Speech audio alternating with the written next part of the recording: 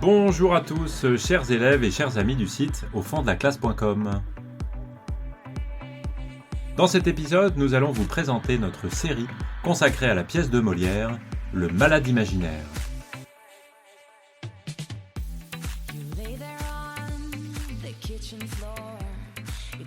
Molière, c'est un auteur que vous connaissez bien puisque depuis la 6e, peut-être chaque année, vous avez étudié une pièce de Molière.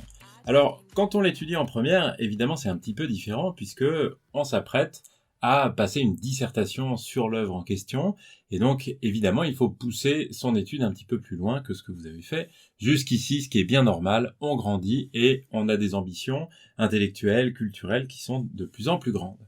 Alors, inutile de présenter beaucoup Molière et beaucoup la pièce, puisque la pièce, vous l'avez lue, vous la connaissez, c'est l'histoire d'Argan, le malade imaginaire, à la fois le personnage principal de la pièce, on peut le dire, et celui qui fait obstacle au mariage de sa fille Angélique, qui souhaite se marier avec Cléante et que son père veut marier avec un médecin. On a ici le nœud de l'intrigue, comme on dit, cette affaire de mariage qui va être évidemment le sujet du dénouement à la fin de la pièce, qui va être heureux, puisque les comédies se terminent toujours bien. L'intrigue de la pièce, les différentes étapes de l'action, évidemment, c'est quelque chose que vous devez bien connaître. Mais l'étude globale que l'on fait de cette pièce, ne l'oubliez jamais, doit être centrée sur le parcours du programme. Et le parcours du programme, en l'occurrence, il s'agit de spectacle et comédie.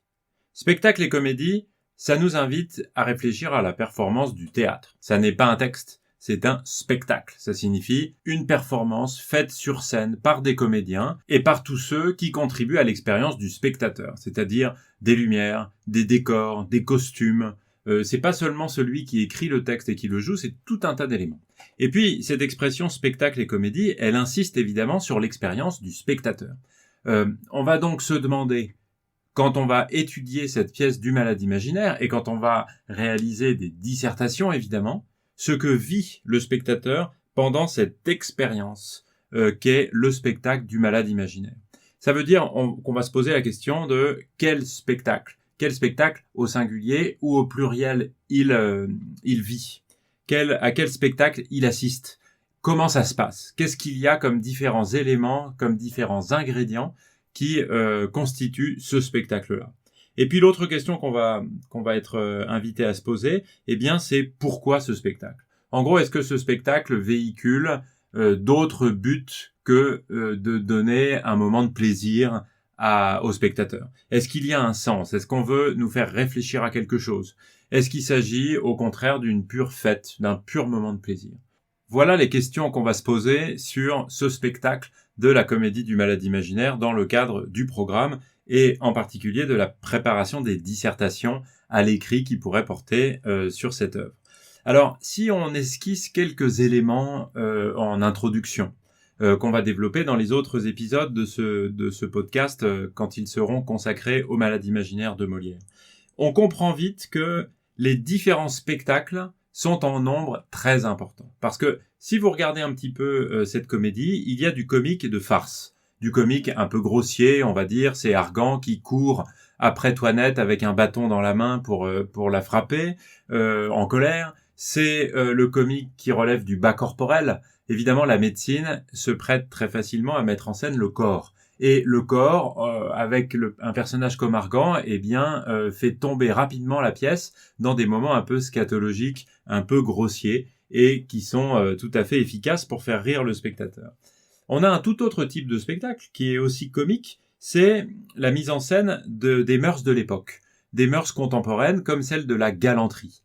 Vous avez compris que cette histoire tourne autour d'une histoire d'amour, et que cette histoire d'amour met en scène deux personnages, Angélique et Cléante, qui sont tout à fait significatifs de ce que sont les jeunes gens de la noblesse parisienne ou de la grande bourgeoisie parisienne, et de leurs aspirations à un amour un peu d'un type nouveau, à des relations nouvelles, et c'est ce qu'on appelle la galanterie. Et ça, c'est tout à fait propice à faire sourire le spectateur lui aussi. Les autres sujets de la société contemporaine qui peuvent faire rire le spectateur, eh bien, c'est celles qui sont le sujet d'une satire. On peut penser à la justice, avec le personnage du notaire, qui essaye d'aider Béline à prendre l'argent d'Argan. Et puis on peut penser évidemment à la médecine. La médecine, on y reviendra de manière un peu plus développée dans un épisode très bientôt. C'est évidemment le cœur d'une satire très importante dans Le Malade imaginaire et qui n'a peut-être jamais été aussi violente dans les différentes pièces de Molière qui ont précédé. Et puis un autre élément, c'est celui de la comédie mêlée de musique et de danse. C'est un spectacle vraiment total que propose Le Malade imaginaire, puisqu'il s'agit d'un spectacle qui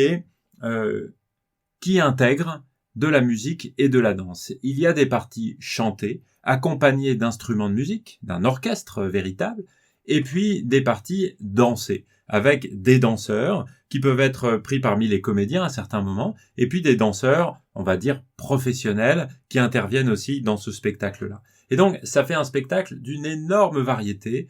On peut ajouter à cela tous les déguisements, tout ce qui fait un petit peu l'esprit du carnaval dans Le Malade imaginaire, Toinette se déguisant en médecin, et puis évidemment la fin où tous les personnages se déguisent pour la cérémonie qui fait d'Argan un médecin.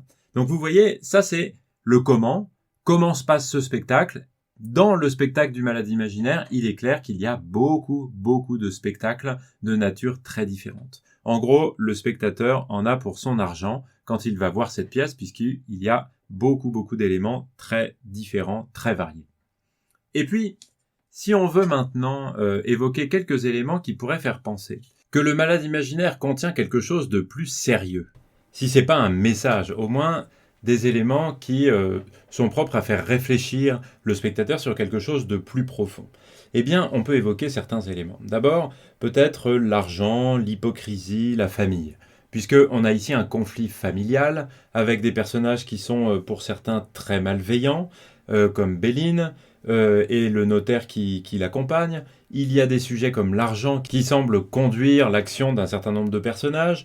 Tout ça, ça pourrait être un sujet, après tout, sur lequel la comédie chercherait à nous faire réfléchir. Et puis il y a des choses qui sont quand même plus présentes et plus sérieuses a priori, c'est tout ce qui tourne autour de la maladie et de la mort. On peut quand même s'étonner que Molière ait monté une comédie dont le personnage principal est un homme qui a peur de la maladie et peur de la mort. A priori, ça n'est pas un sujet extrêmement propice à faire rire les spectateurs.